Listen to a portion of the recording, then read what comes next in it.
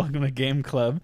And today we are going to do something a little different. We're going to give our review of Dishonored 2. And we don't always give reviews, and we don't always feature AAA games, but I thought we usually did reviews.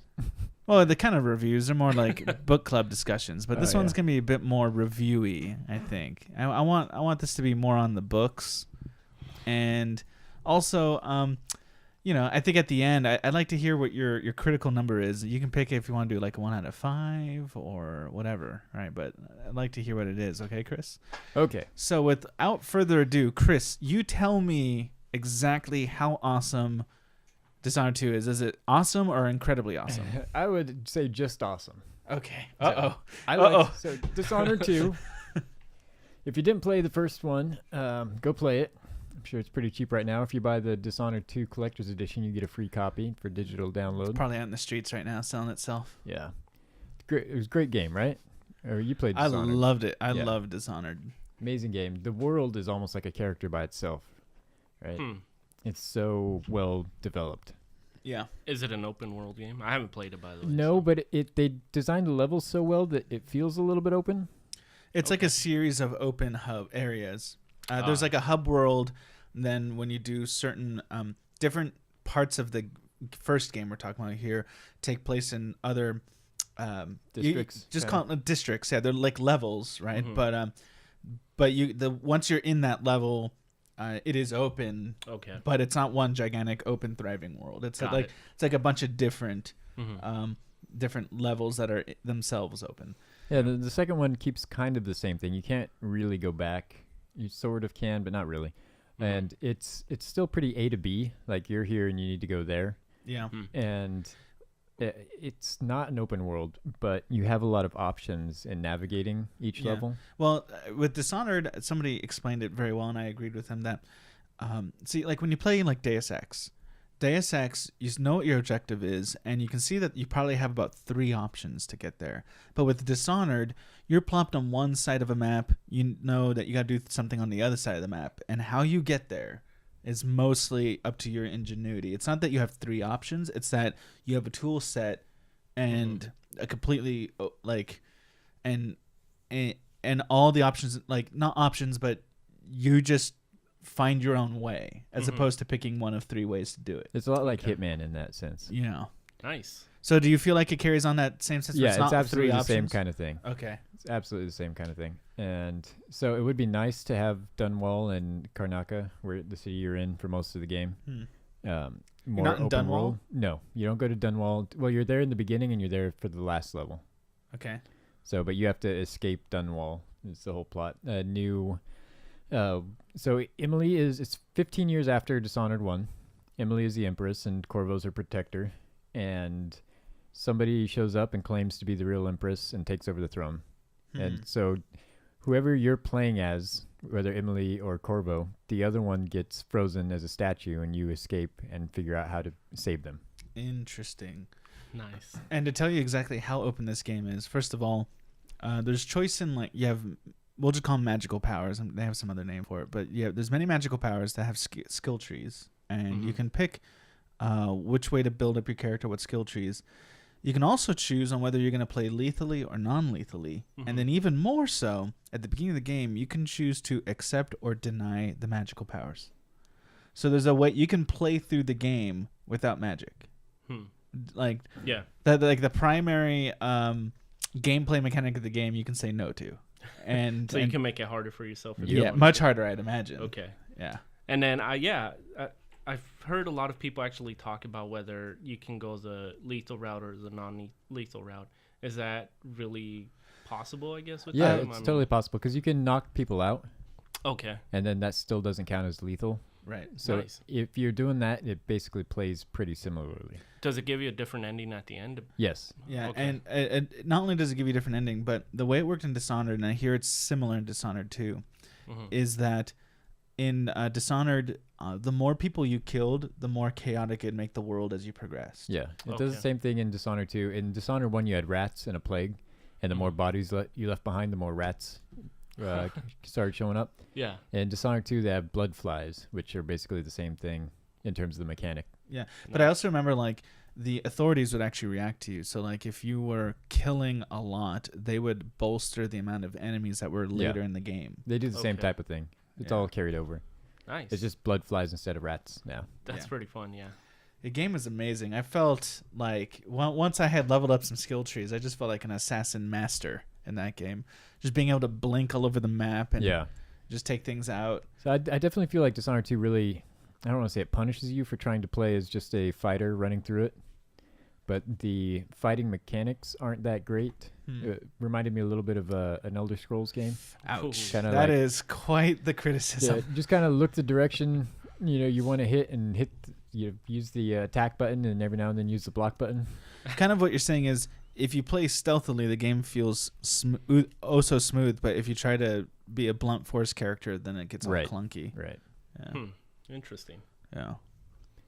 So that would be my only. I don't even know if I'd really call it a criticism. But let's answer the question on everybody's mind. Corvo or Emily?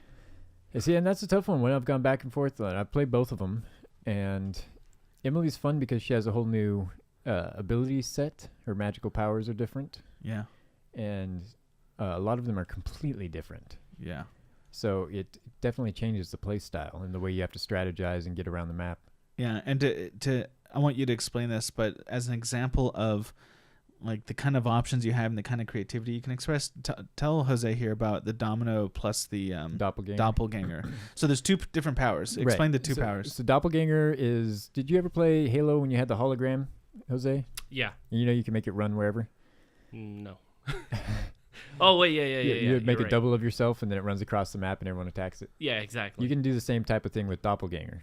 Huh. Nice. So Emily can make a clone of herself and then use it to distract people.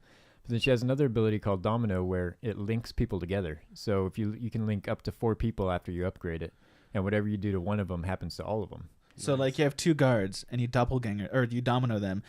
If you knock out one guard, it knocks out both guards immediately. If you've dominoed connected them. So Nice. you can connect your doppelganger to guards. Nice. So you can spawn the doppelganger like right next to you, and then link all the guards, and then just kill your doppelganger, and all the guards fall down dead. Oh wow. Or get way messy, which is doppelganger and then domino all the guards to the doppelganger and then send the doppelganger right into their midst, and then as they kill it, they kill themselves. Wow, Yeah. that's interesting. Yeah. Right, That sounds fun. Yeah. Yeah. That's Now- the kind of creativity you get with this game. You said you played both characters. Now, did you get complete the game with one and then come back and play the other one? Yeah, and they Okay. didn't do a new game plus, which I'm pretty disappointed in.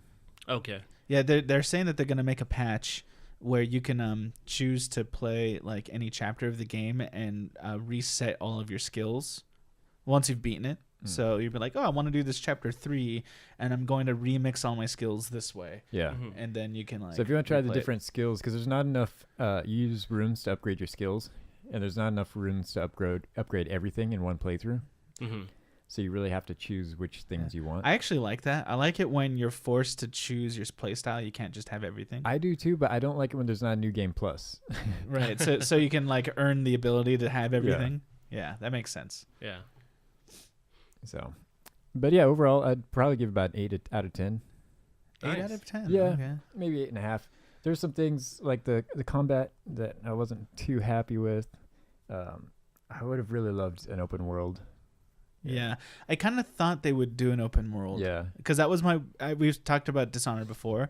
My only real complaint was that I just wanted more Dishonored and a bigger open world, But looks like they've given a high quality game, but it's still the same in substance. Yeah, so I mean, my complaints are all pretty minor. Like, some of the things were weird in the graphics. Like a lot of the characters have really big hands, like really big. That's funny. Yeah, Like Street Fighter big. yeah, it's strange. Have you ever noticed that, Jose? Street Fighter 4 and 5, the characters' hands are disgusting. Yeah. Especially, I mean, I hate to be sexist here, but the women's hands are nasty. They have just gigantor hands. Oh man. Truckosaurus.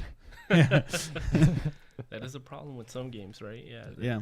I mean, but The- overall, it's really well put together. If you like the first one, you'll enjoy it. If you Okay. like stealth games, you'll enjoy it. Now let me ask you a question. For me, that I haven't played the games either one, would you recommend that I jump right into 2 or just go back to 1 and then get back Play into 2? 1. If you have the time, play 1. Okay. But you don't have to play it to enjoy the second one. Yeah. Okay. But I mean, again, I've Would I not get played the number full 2. story? I can't make a claim about whether how important it is to the story number 2, but number 1 sets such a great precedent for the world and the lore, I think. Mm-hmm. Like it tells the story of Corvo essentially, and Corvo is one of the characters in the next game that you can choose from, and it seems like I can't imagine appreciating Corvo in the second game if I haven't played what he did in the first. Yes, Yeah. and there's also I can't really talk too much about it without giving it away, but it does make the towards the end game more compelling if you understand Corvo's story better and his relationship with Jessamine, the Emily's mother. Okay. So in that sense, it's good to play the first one, or at least know the first story. Okay. Go Cool. go on Wikipedia and look it up and read it if you're not gonna play it. Now you All said right, thank you. Now you said you're gonna give it 8.5 out of 10. Yeah, I'd give I it an also want you 8.5. to think of it in terms of not buy on sale, buy full price, go the extra mile. What do you suggest? Well, I already went the extra mile, so I did buy the collector's edition. Yeah, you did. Which, I mean, come on, it comes with Corvo's mask. How could you not want that? His sick mask. Yeah. And then Nice. a signet ring and a free download code for the soundtrack, which is fantastic. It's always nice that when a collector's edition comes with something you can give your wife. A Yeah. signet ring. You're like, got this free, It even baby. comes with a little box and everything. I'll just scratch Dishonored off the top and I'm good for Christmas.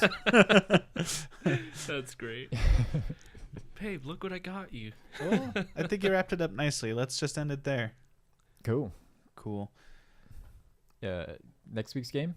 Oh, yeah. Thank you very much. Next week's game, we actually had a company reach out to us. I want to be transparent about that we didn't just find this game randomly, because we usually put in our description that, we find these games or a friend suggests them, but we don't get reached out to, not until this time. So a company has reached out to us.